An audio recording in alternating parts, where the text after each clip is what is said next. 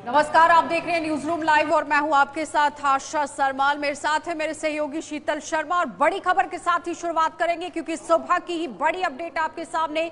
सीधा आपको हमास से ही बड़ी खबर दिखाएंगे जहां पर आप देखिए किस तरह से अब इजराइल और हमास के बीच में भयानक जंग जो है वो शुरू हो गई है। इजराइल ने यहां पूरी तरह से 7 अक्टूबर का खून खराबे का जो बदला है वो ले लिया है। हमास चीफ इस्माइल हानिया को मार गिराया गया है। हमले में हानिया का बॉडीगार्ड भी मारा गया है। बिल्कुल देखिए आशा, सुबह बड़ी खबर आ रही है जिसमें इजराइल ने हमास पर बड़ा हमला करते हुए वहां के पॉलिटिकल चीफ को मार गिराया है।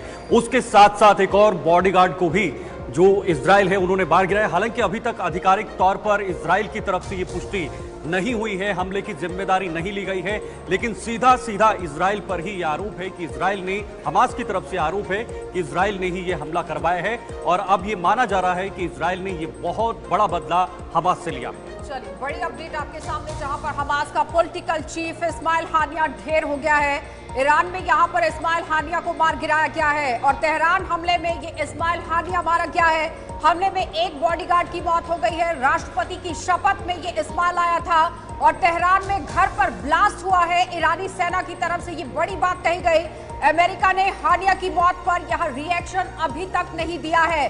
अमेरिका ने हानिया की मौत पर अगर रिएक्शन नहीं दिया है तो जाहिर तौर पर एक बड़ा सवाल जरूर बन रहा है क्योंकि अप्रैल में हानिया के 3 बड़े जो यहाँ पर आप देखिए बेटे हैं वो मारे गए थे।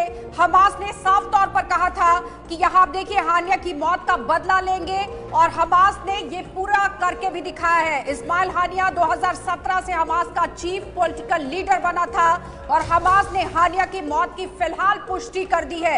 इजराइल की लेबनान पर एयर स्ट्राइक की गई है, 3 की मौत हो गई है और दावा किया गया है कि हिजबुल्लाह चीफ का भरोसेमंद कमांडर यहां पर मारा गया है। अमेरिका ने 42 करोड़ का इनाम इस पर रखा था, लेकिन फिलहाल आप देखिए किस तरह से बड़ी अपडेट हमास से जहां पर इजराइल ने ये पूरा बदला जो है वो ले लिया है क्योंकि 7 अक्टूबर को जो बड़ी घटना पेश आई थी जिसमें बताया गया था कि 250 लोग मारे गए हैं, उनका सरगना, उनकी मौत का जिम्मेदार इसी शख्स को माना जा रहा था और अब यहां पर अमेरिका ने 42 करोड़ रुपए का इनाम इस पर रखा था। लेकिन फिलहाल अभी तक शीतल कोई भी रिएक्शन अमेरिका की तरफ से इस पर नहीं दिया गया है। लेकिन बात ये बहुत इंपॉर्टेंट है कि इस पर रिएक्शन तो नहीं दिया गया है लेकिन ईरान की तरफ से जरूर इस पर पुष्टि जो है वो की गई है।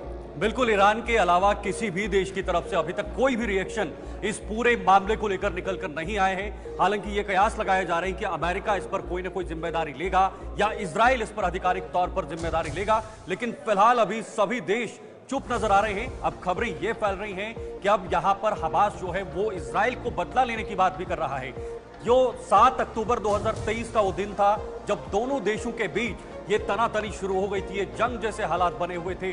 उस दिन के बाद लगातार एक दूसरे पर हमले होते हुए नजर आए और उस समय भी इजराइल पर जो बहुत बड़ा हमला हुआ था, ये माना जा रहा है कि ये बहुत बड़ा बदला यहाँ पर इजराइल की तरफ से लिया गया। अगर हम देखें कि हमास का जो पॉलिटिकल चीफ है इस्माइल हानिया, फिलहाल वो मारा गया है, लेकिन ग्राफिक्स के जरिए आपको थोड़ा सा समझाना बहुत जरूरी रहेगा कि आखिर 7 अक्टूबर को हुआ क्या था जिसका ये मास्टरमाइंड बताया गया है और जिसका बदला यहाँ पर लिया गया है। 7 अक्टूबर 2023 से जंग की शुरुआत हुई और उसके बाद एक एक करके आप देखिए इजराइल और हमास के बीच में 6 महीने तक ये जंग जारी रही और लगातार हमास ने इजराइल पर हमला कर दिया था और जब हमला किया गया तो उसके बाद आपने देखा किस तरह से मंजर वहां पर बनता रहा और जाहिर तौर पर जिसमें 1200 लोग जो है वो मारे गए थे। लेकिन उसके साथ साथ ये सवाल बहुत जरूरी यहाँ उठ रहे हैं कि हमास ने 250 नागरिकों को बंधक भी बना लिया था और आज अगर इसकी मौत की पुष्टि हो रही है तो साफ तौर पर ये कह दिया गया है कि बदला इन 250 लोगों की मौत का है।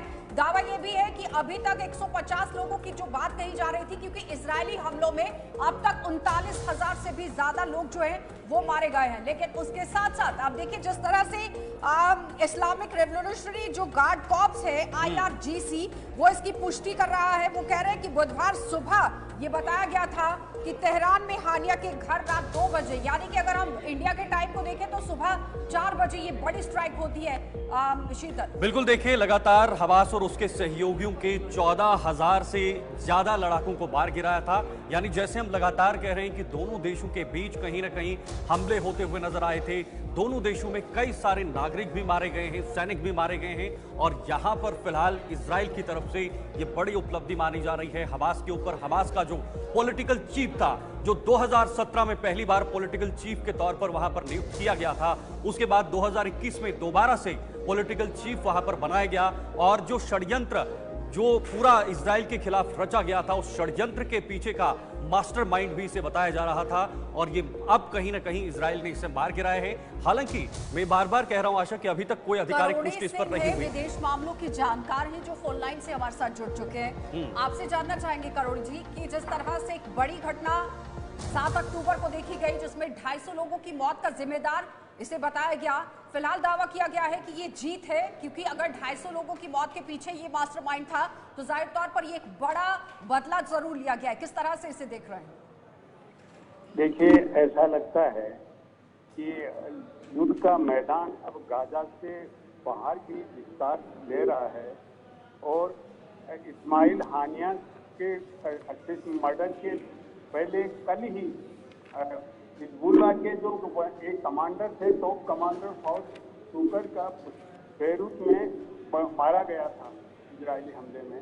तो कल हिजबुल्लाह का कमांडर मारा जाना, आज इस्माइल हानिया का मारा जाना, और वो भी ईरान में मारा जाना, ये बहुत ही चिंता का विषय है। ऐसा लगता है कि अब युद्ध है वो गाजा तक सीमित नहीं है, होके पूरे मिडिल ईस्ट में विस्तार हो सकता है। और इससे पहले ईरान के प्रेसिडेंट ने ये धमकी दे दी थी कि अगर इजराइल अपना इस तरह की एक्टिविटीज नहीं रोकता है गाजा में, तो टर्की को अपना विरोध करना पड़ेगा, टर्की मैदान में आएगा।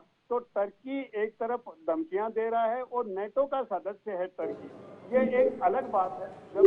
जबकि नेटो है वो अमेरिका की लीडरशिप में है, और इससे नेटो के देश भी टर्की से नाराज हैं। टर्की ने जिस तरह से धमकी दी है, तो अब ज्यादा आशंकाएं बढ़ रही हैं, क्योंकि ये इस्माइल हानिया है वो पिछले साल से ही कतर में रह रहा था, ये गाजा में नहीं था।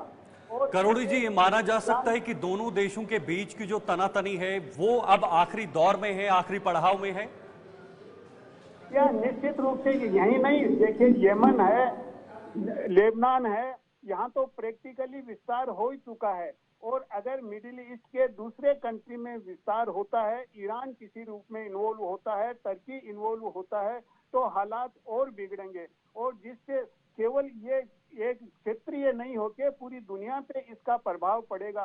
क्योंकि जिन समुद्री मार्ग से व्यापार होता है, आजकल सबसे ज्यादा व्यापार समुद्री मार्ग से होता है, उसमें ब्लैक सी पहले से यूक्रेन क्राइसिस में एक परेशानी खड़ी हो रही है, वहां से व्यापार में, इधर रेड सी और मेडिटेरियन सी से और स्वेज कैनाल से व्यापार मुश्किल हो रहा है। तो व्यापार से दूसरे देशों में भी जो सप्लाई चेन है वो गड़बड़ा जाएगा, और उससे पूरी दुनिया पे इसका इम्पैक्ट पड़ेगा। लेकिन आज के व्यापार पर इसका सीधा असर देखने को मिल सकता है। और उसके साथ साथ अगर हम अमेरिका की बात करें तो अमेरिका ने तो कहा था कि इजराइल पर अगर हमला होता है तो मदद करेंगे। देखिए, निश्चित रूप से अमेरिका इजराइल के साथ रहेगा। अमेरिका इजराइल को क्रिटिसाइज भी करता है, सीज फायर के लिए दबाव भी बनाता है, जेनोसाइड नहीं करने की भी कहता है, लेकिन लास्ट में अमेरिका हमेशा ये कहता है कि इजराइल को सेल्फ डिफेंस का राइट है, हम इजराइल के साथ हैं। क्योंकि मिडिल ईस्ट में जो सबसे बड़ा एनर्जी का सोर्स है ऑयल है, और अमेरिका का सबसे बड़ा विश्वसनीय साथी है वो इजराइल है। दूसरे अरब कंट्रीज हैं वो अमेरिका के इतने विश्वसनीय साथी नहीं हैं।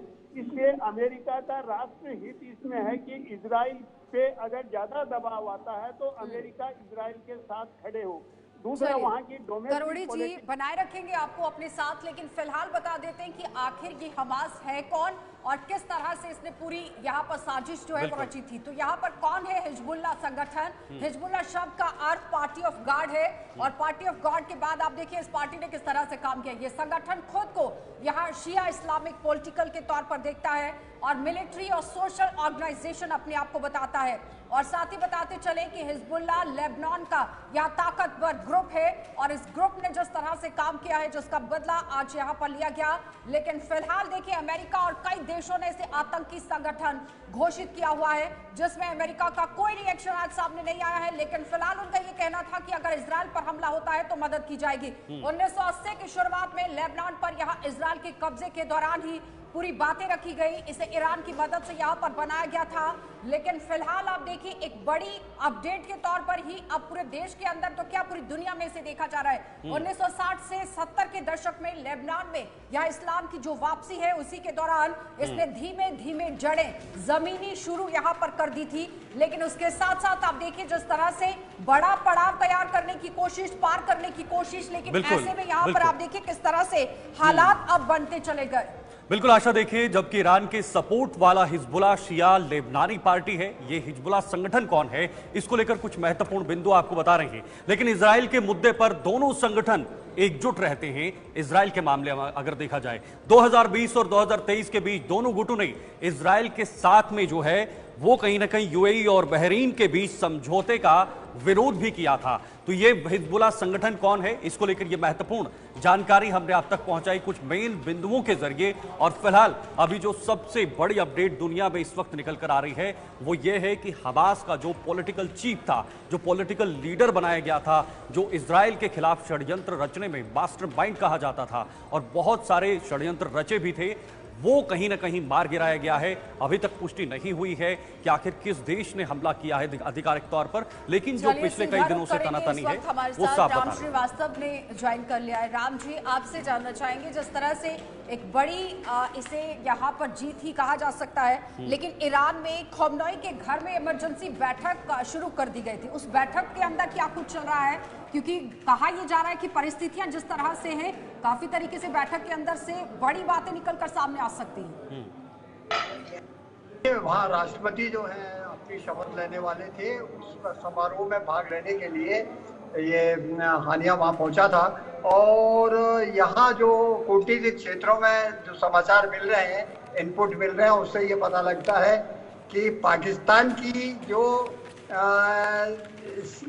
ISI है उसने CIA को इंफॉर्मेशन देकर वो लोकेशन बताई कि किस मकान में ये ठहरा हुआ है, और निश्चित रूप से उस मकान को पूरा जमी दोष कर दिया गया।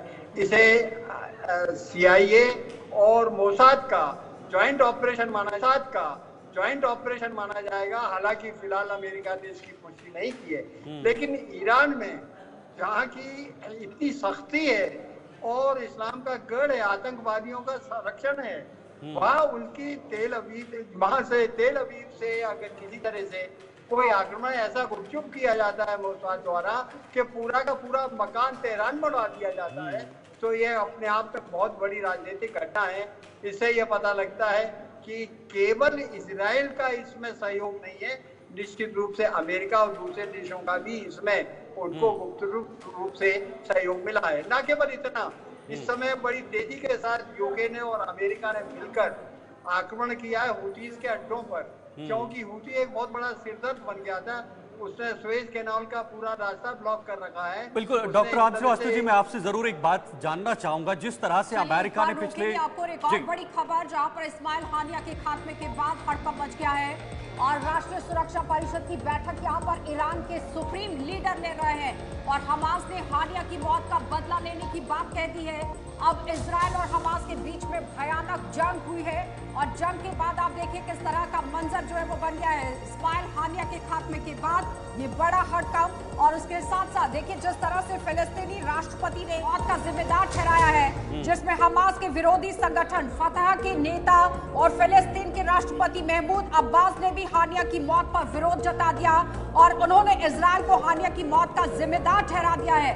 चीन ने यहां 8 दिन पहले ही फतह और हमास के बीच में दोस्ती कराई थी और दोनों संगठनों ने जंग के बाद एक यहां साथ ही फिलिस्तीन को चलाने का फैसला किया था। लेकिन फिलहाल बड़ी बैठक आप देखिए किस तरह से अब, क्योंकि हड़कंप पूरी तरह से मच गया है, तो जाहिर तौर पर समझिए कि अब किस तरह से कौन बिल्कुल हानिया कौन था वो आप दर्शकों को बताएंगे। हानिया हमास का पॉलिटिकल चीफ था जिसे मार गिराया गया है इजराइल की तरफ से।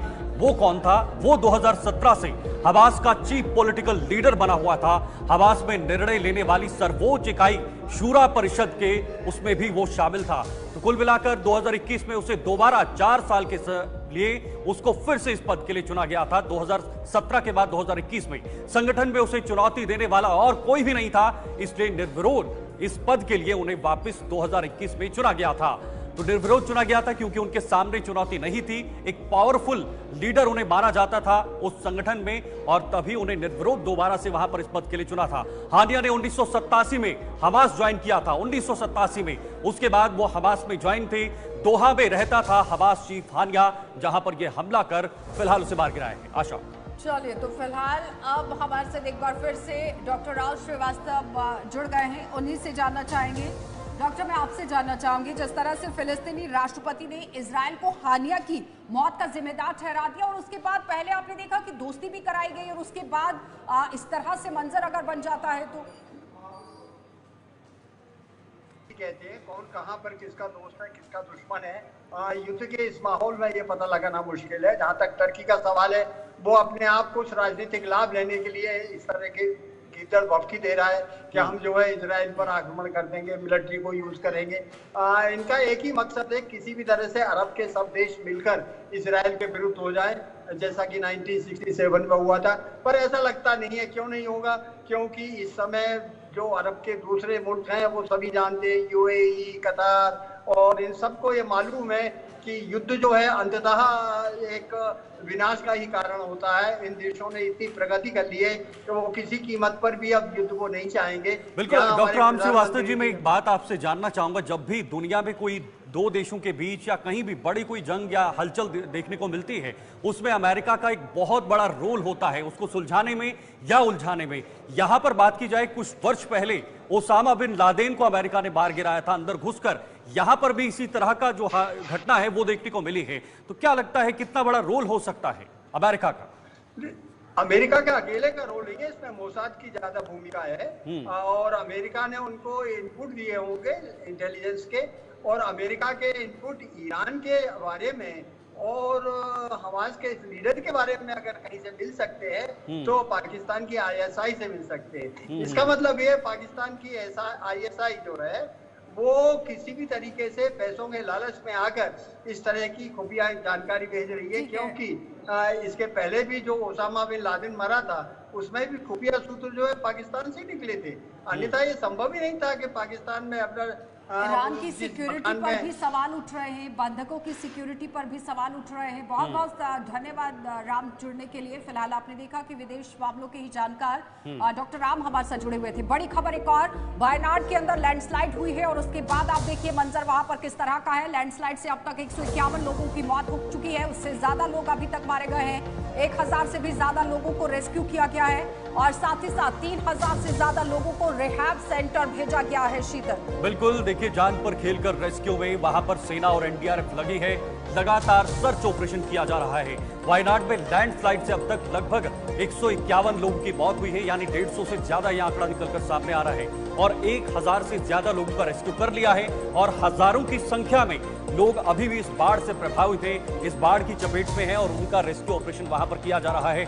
एनडीआरएफ, एसडीआरएफ, जो भी वहां पर राहत बचाव कार्य की टीमें होती हैं वो लगातार इस रेस्क्यू ऑपरेशन में जुटी हुई हैं। सेना वहां पर रेस्क्यू ऑपरेशन में जुटी हुई है और ये उम्मीदें जताई जा रही हैं कि बहुत जल्द जो भी इस बाढ़ में वहां पर फंसे हुए लोग हैं, जो इस दलदल में फंसे हुए लोग हैं, उन लोगों को तुरंत वहां से निकाला जाए, सुरक्षित बाहर निकाला जाए और उनका उपचार कराया जाए। रेस्क्यू फिलहाल जारी कर दिया गया है, लेकिन जितने भी लोगों को बाहर निकाला गया है, रिहैब सेंटर में उन्हें भेजा गया है।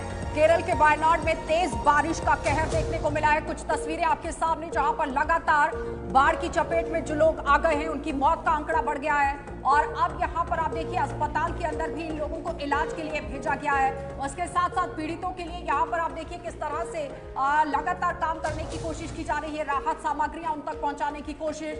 रेस्क्यू में पूरी तरह से सेना, एनडीआरएफ, एसडीआरएफ की टीमें जुटी हुई है और पूरी तरह आप देखिए 3000 से ज्यादा लोगों को रिहैब सेंटर भेजा गया और जान पर खेलकर रेस्क्यू में यहां पर सेना और एनडीआरएफ की टीमें लगी हुई है। 8 जिलों में भारी बारिश का अलर्ट है और राहुल प्रियंका गांधी का फिलहाल जो दौरा था वायनाड का वो टल गया है और संसद में अब यहां पर मौन भी रखा गया है। घटना में अभी तक 220 लोगों की फिलहाल मौत बताई जा रही है, लेकिन लैंडस्लाइड में मरने वालों की संख्या जिस तरह से बढ़ती चली जा रही है इसमें काफी तरीके से सवाल खड़ा हो रहा है। लेकिन एक दुरुस्त कर आपको खबर बताना चाहेंगे कि 220 से ज्यादा लोग लापता बताए गए हैं और 151 लोगों की अभी तक आप देखिए किस तरह से यहाँ पर मौत हो गई है। 131 लोगों को अस्पताल में पहुंचाया गया है, जबकि आप देखिए लैंडस्लाइड को मद्देनजर रखते हुए 2 बजे से 4 बजे के बीच में करी, मुंडकई और चुरमाला, अटमाला, नूलपूजा गांव में यहां पर ये रेस्क्यू हुआ है, क्योंकि पूरी तरह आप देखिए लोग इसकी चपेट में आए, लेकिन उसके साथ साथ लगातार जो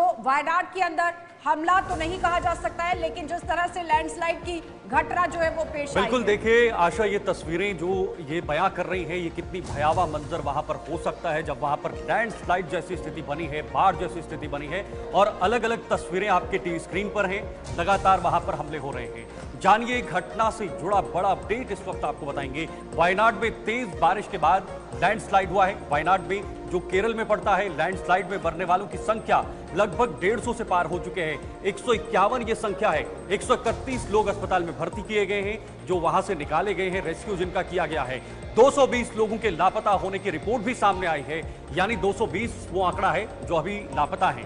लैंडस्लाइड सोमवार देर रात 2 बजे और 4 बजे के करीब हुआ था।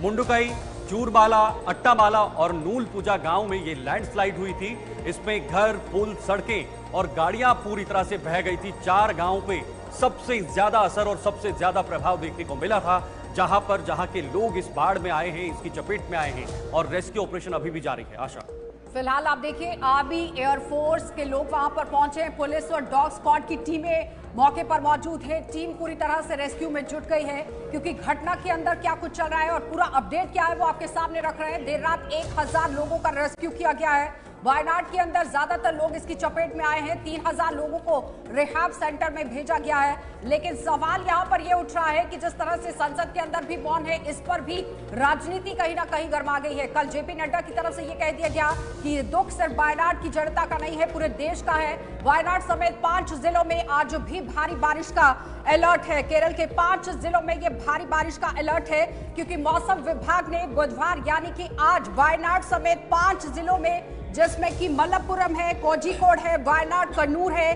कासरगोड जिला है, जहां पर भारी बारिश का अलर्ट जारी कर दिया गया है, जबकि एर्नाकुलम, इडुक्की, त्रिशूर और पलक्कड़ जिले में येलो अलर्ट जारी कर दिया गया। बिल्कुल देखिए घटना से जुड़ा अपडेट आपको बता रहे हैं। रेस्क्यू ऑपरेशन में फिलहाल वहां पर परेशानी आ सकती है।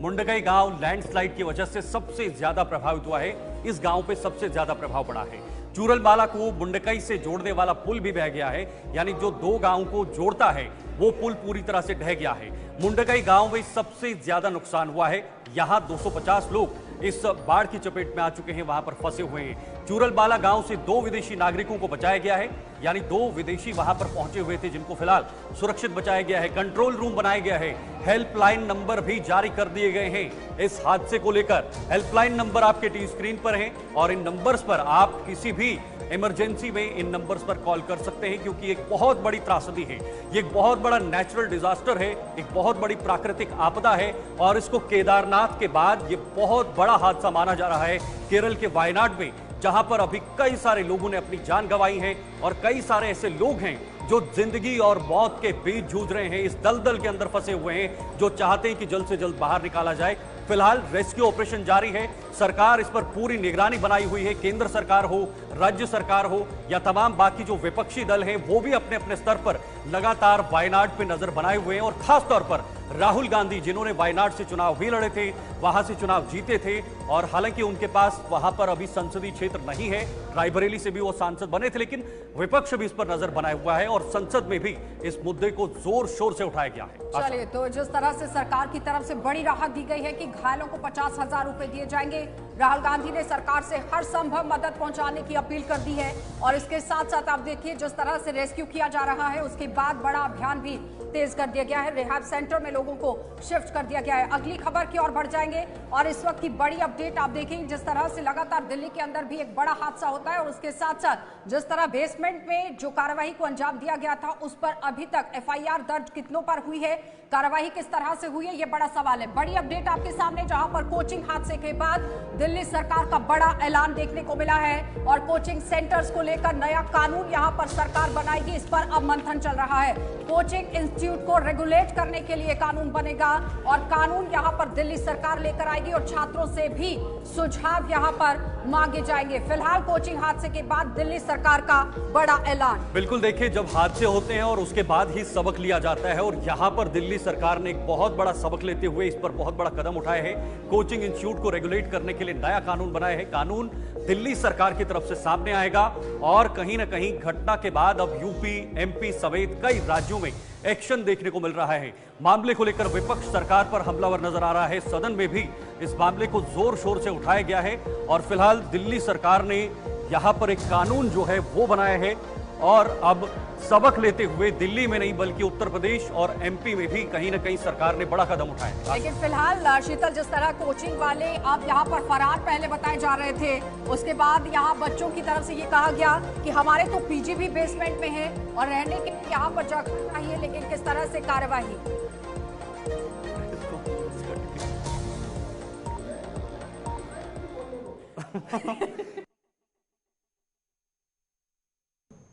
सिर्फ और सिर्फ पार्किंग और स्टोरेज के लिए किया जा सकता था। जो बाकी इंक्वायरी रिपोर्ट है वो अभी 7 दिन में आएगी, लेकिन प्रिलिमिनरी इंक्वायरी रिपोर्ट के आधार पर ही एमसीडी ने तुरंत कार्रवाई शुरू कर दी। सबसे पहले जो जेई जिम्मेदार थे वहां पे ड्रेन की मेंटेनेंस के लिए, जिनकी जिम्मेदारी थी ये देखना कि ड्रेन पर इंक्रोचमेंट ना हो, जिसकी जिम्मेदारी थी ये देखना कि किसी भी प्रकार की इलीगल एक्टिविटी वहां पर फील्ड पर नहीं चल रही है, उस जेई पर सख्त से सख्त कार्रवाई हुई और उसको एमसीडी से टर्मिनेट कर दिया गया है। उसको परमानेंटली नौकरी से निकाल दिया गया है। दूसरा, जो एई थे, असिस्टेंट इंजीनियर, उनको तुरंत सस्पेंड कर दिया गया है, क्योंकि इनकी जिम्मेदारी थी फील्ड ऑफिसर होने के नाते कि जो ड्रेन वहां पर बनी हुई है वो फंक्शनल है कि नहीं वो उनको इंश्योर करना था। उनकी जिम्मेदारी थी कि जिन परमिशंस के आधार पर वहां पर बिल्डिंग कंप्लीशन सर्टिफिकेट दिया हुआ है, क्या उन रूल्स और रेगुलेशंस को फॉलो किया जा रहा है या नहीं किया जा रहा। इसलिए इन दोनों अफसरों पर तुरंत कार्रवाई करी गई। मैं आज दिल्ली के लोगों को और देश के लोगों को ये भरोसा दिलाना चाहती हूँ कि जैसे ही पूरी इंक्वायरी रिपोर्ट सामने आएगी और अगर इन अफसरों के अलावा और कोई भी अफसर जिम्मेदार पाया गया जिसके अपनी ड्यूटी ना करने की वजह से इतनी बड़ी त्रासदी हुई, चाहे वो अफसर एक जूनियर अफसर हो, चाहे वो सीनियर मोस्ट व्यक्ति हो, किसी को भी बख्शा नहीं जाएगा। उन पर सख्त से सख्त कार्रवाई करी जाएगी।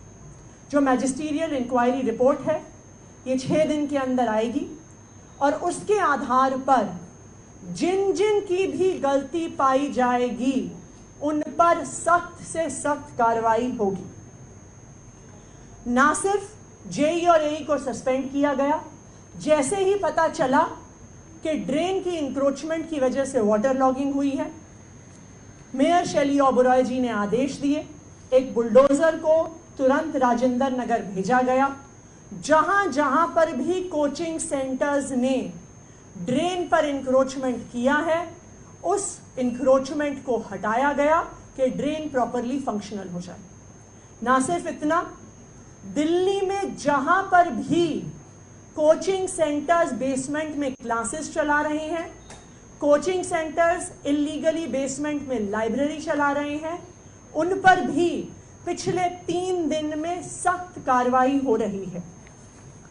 पिछले 3 दिन में राजेंद्र नगर, मुखर्जी नगर, लक्ष्मी नगर, प्रीत विहार एरियाज में कोचिंग सेंटर्स की बेसमेंट्स को सील किया गया है। 30 ऐसे बड़े बड़े कोचिंग सेंटर्स हैं जिनकी बेसमेंट सील हुई हैं, जिसमें दृष्टि IAS, वाजीराव, श्रीराम, संस्कृति एकेडमी, IAS गुरुकुल शामिल हैं। इसके अलावा 200 और कोचिंग सेंटर्स को नोटिस दिए गए हैं और आज भी बेसमेंट्स की सीलिंग जारी रहेगी। लेकिन मैं दिल्ली के लोगों को यह भी बताना चाहूंगी कि चाहे बेसमेंट की सीलिंग हो, चाहे ड्रेन पर से इंक्रोचमेंट हटाना हो, ये सारे शॉर्ट टर्म मेजर्स हैं।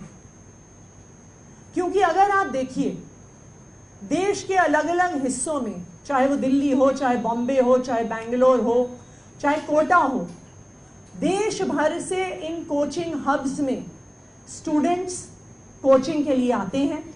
चाहे वो JEE नीट की कोचिंग हो, चाहे वो CUET की कोचिंग हो, चाहे वो IAS की कोचिंग हो, चाहे वो बैंक के एग्जाम्स की तैयारी हो, चाहे वो NDA के एग्जाम्स की तैयारी हो। देश के अलग अलग सेंटर्स में ऐसे कोचिंग हब्स बने हुए हैं जहां पर हर तरह की इल्लीगल एक्टिविटी हो रही है, जहां से पेपर लीक्स की बात सामने आ रही है, जहां पर स्टूडेंट्स की सुसाइड की बात सामने आ रही है, और जहां पर जैसे हमने देखा कि इल्लीगल बिल्डिंग यूज की वजह से राजेंद्र नगर में इतनी बड़ी त्रासदी हो गई। इसके लिए हमें उम्मीद थी कि इतना बड़ा इंसिडेंट होने के बाद और ये इतनी बड़ी कोचिंग इंडस्ट्री देश भर में होने के बाद केंद्र सरकार कोचिंग इंस्टीट्यूट्स को रेगुलेट करने के लिए कोई कानून लेकर आएगी।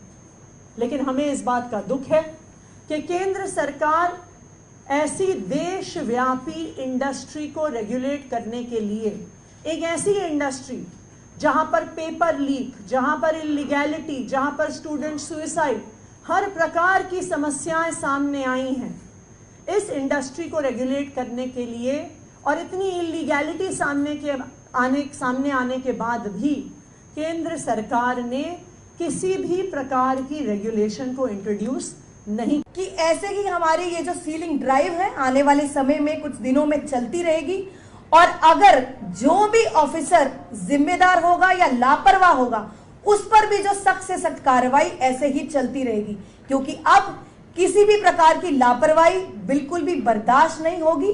क्योंकि हमको छात्रों को ध्यान में रखना है, हमारे देश का भविष्य है। ये छात्र बहुत सपनों से पढ़ने आते हैं और इन कोचिंग सेंटर्स पे जो शिकंजा हमने कसा है वो ऐसे ही कसा रहेगा।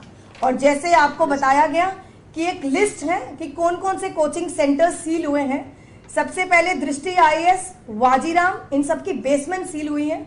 Shriram IAS institute, IAS Gurukul, Chahal academy, Plutus IAS, Sai trading, IAS Setu, toppers academy, Dainik Samvad, civil daily IAS, career power, 99 notes, Vidya Guru, SA for IAS, guidance IAS, Sanskriti academy, Pratham institute, IAS Gurukul, Tathastu, officers IAS academy, forum IAS, psychic world IAS, Sanchetna IAS, IAS by the Prisha IAS, path academy. और ऐसे ही आने वाले समय में इन सभी coaching centres पे शिकंजा कसेगा। और कल मैं खुद प्रीत विहार इलाके में गई और संस्कृति एकेडमी को ऑन द स्पॉट सील करा।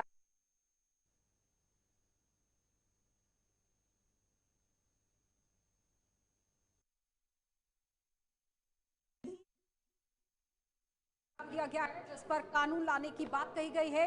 कोचिंग सेंटरों के लिए दिल्ली सरकार अब यहां पर कानून लाएगी।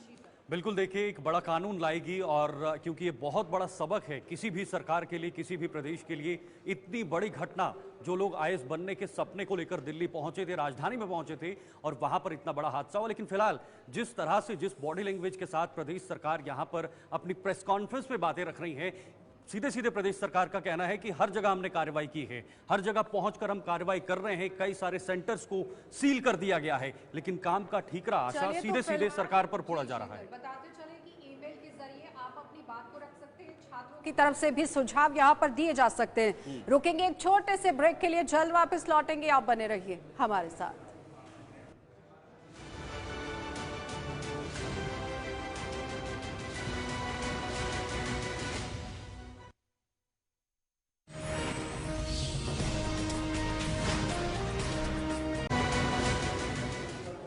चलिए ब्रेक के बाद एक बार फिर आपका स्वागत है। बड़ी खबर के साथ ही शुरुआत करेंगे। इस वक्त आप देखिए बड़ी खबर आपके सामने, जहां पर लगातार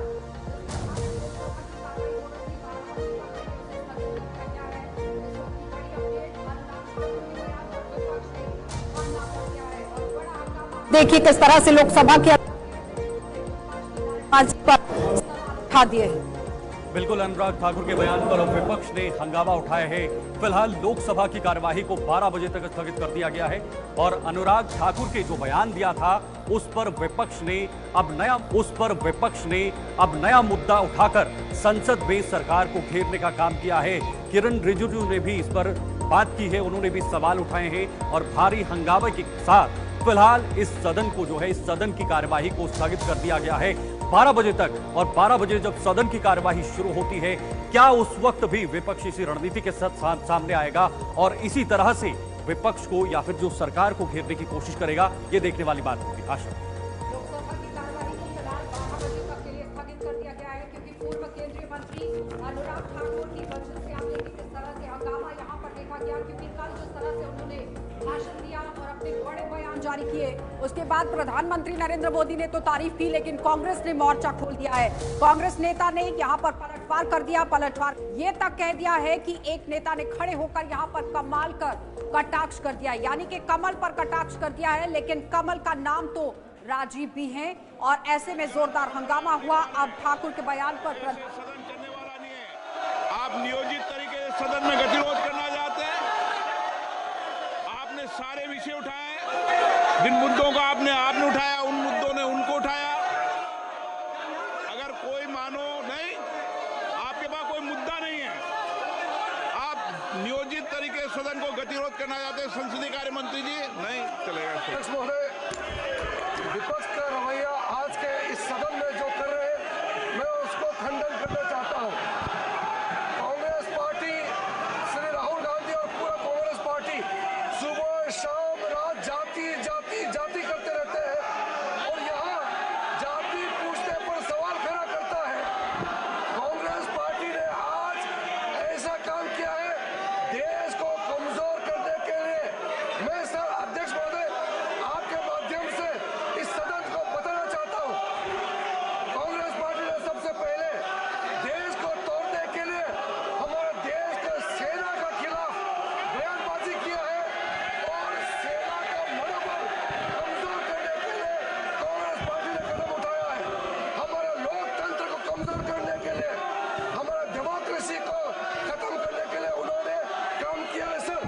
और हिंसा भड़काने के लिए, देश में अराजकता पैदा करने के लिए ये उकसाते हैं और सड़क से संसद तक कांग्रेस पार्टी डिस्टर्ब करते हैं, हमारे देश को कमजोर करने के लिए काम कर रहे हैं। मैं सर आपके माध्यम से कहना चाहता हूँ, हम लोग सदन के नियम से चलेंगे, रूल्स एंड रेगुलेशन को मानेंगे। ये बीएससी में जो तय हुआ उसका भी उल्लंघन करता है कांग्रेस पार्टी, मैं खंडन करता हूँ। सदन की कार्रवाई 12 बजे तक के लिए स्थगित की जाती है।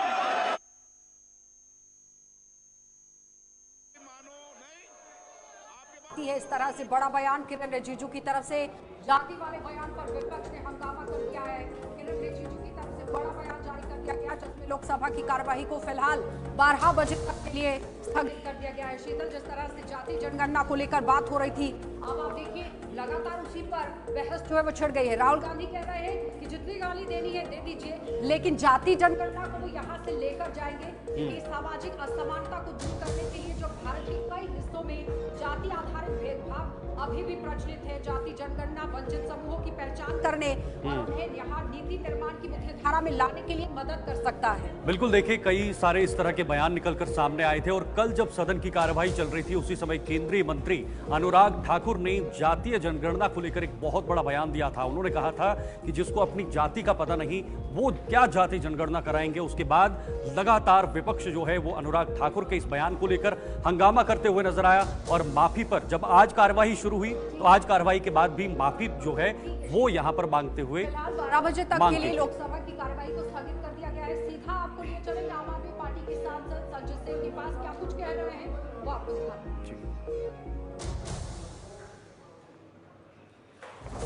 छात्र जो आर्थिक रूप से कोचिंग का पैसा देने में असमर्थ है, उनको निःशुल्क पढ़ाया जाएगा, उनका कोटा होगा। ऐसे कुछ नियम और कानून बनाए जाएं और खास तौर से पेपर लीक में जिन कोचिंग सेंटर्स का नाम आता है, जिन कंपनियों का एग्जाम कराने वाली कंपनियों का नाम आता है, उनके ऊपर कैसे प्रतिबंध लगाया जाएगा और कैसे उनके खिलाफ कार्रवाई की जाएगी। क्योंकि पेपर लीक गुजरात हो, बिहार हो, यूपी हो, हरियाणा हो, राजस्थान हो, देश का कोई राज्य आज की तारीख में अछूता नहीं है जहां के छात्र पेपर लीक से पीड़ित ना हो। तो इसके लिए एक सख्त कानून इस देश के अंदर होना जरूरी है। ऐसा मैंने पत्र भारत के प्रधानमंत्री जी को लिखा था। अब वो कब अपना कानून बनाएंगे, कब कोचिंग सेंटर्स को रेगुलेट करेंगे, मुझे नहीं पता, लेकिन आम आदमी पार्टी इस दिशा में पहल करेगी। और जब सदन में राजेंद्र नगर के विषय पे चर्चा हो रही थी, कोचिंग सेंटर में जो दुर्भाग्यपूर्ण घटना हुई जिसमें 3 छात्रों का जीवन गया, उस पर चर्चा हो रही थी, तो अपोजिशन के बहुत सारे दलों ने, इंडिया गठबंधन के बहुत सारे दलों ने यह मांग की कि कोचिंग सेंटर्स के ऊपर लगाम लगाई जाए।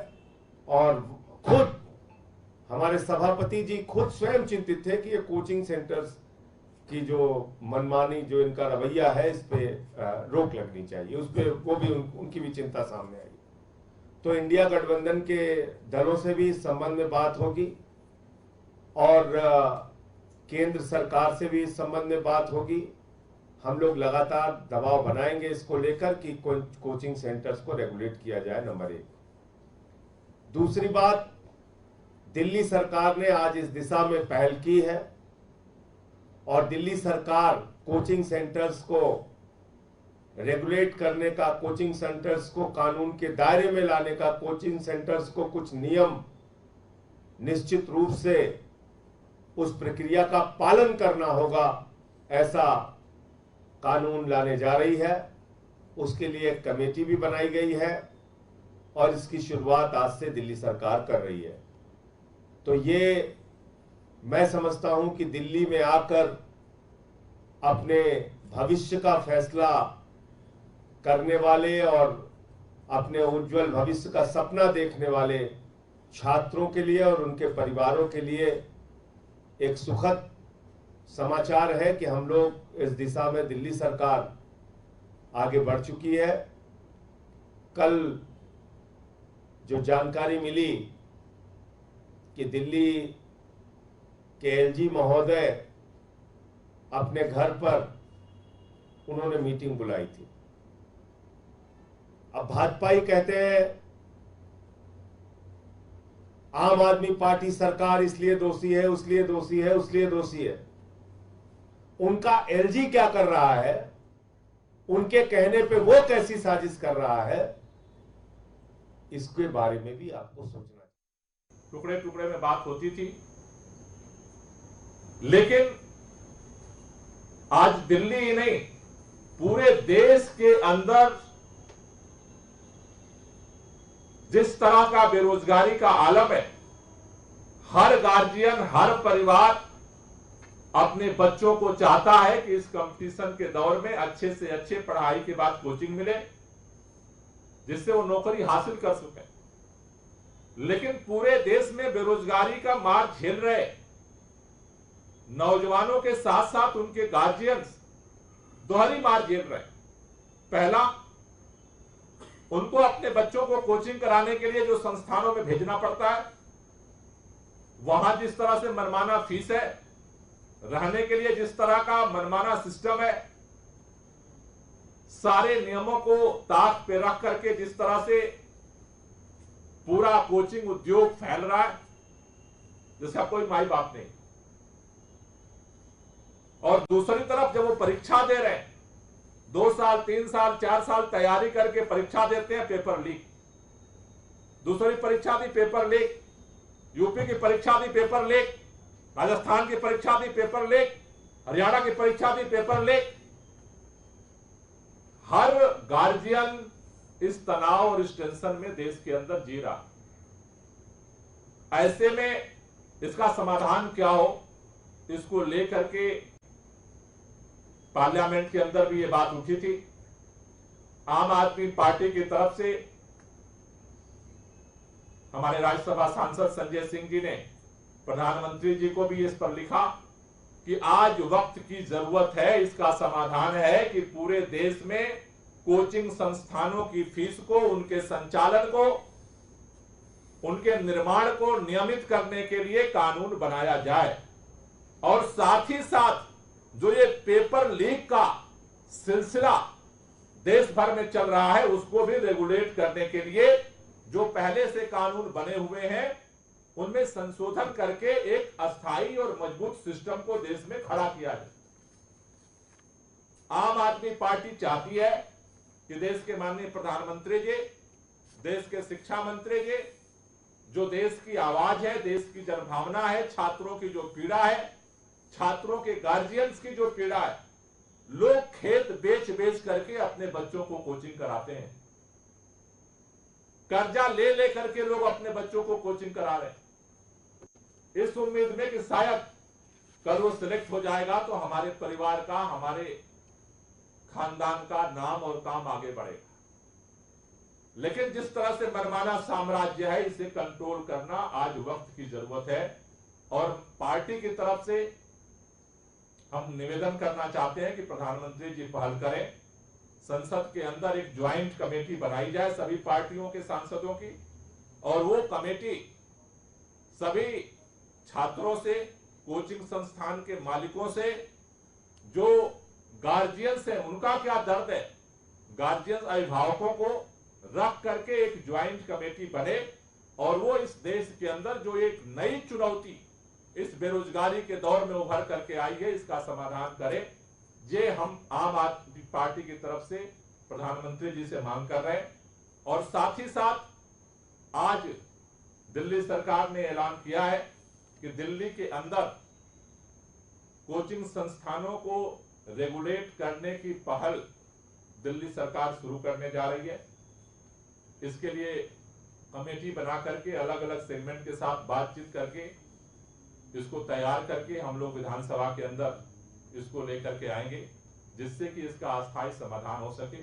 और आखिरी बात मैं ये कहना चाहता हूं कि दिल्ली के अंदर कोई भी अगर ये सोचता है, चाहे वो भारतीय जनता पार्टी हो, चाहे हमारे एलजी साहब हो, चाहे कोई अधिकारी हो, कोई अगर ये सोचता है कि दिल्ली का मुख्यमंत्री जेल के अंदर है इसलिए हम कुछ भी करेंगे, वो आम आदमी पार्टी की सरकार नहीं चलने देगी।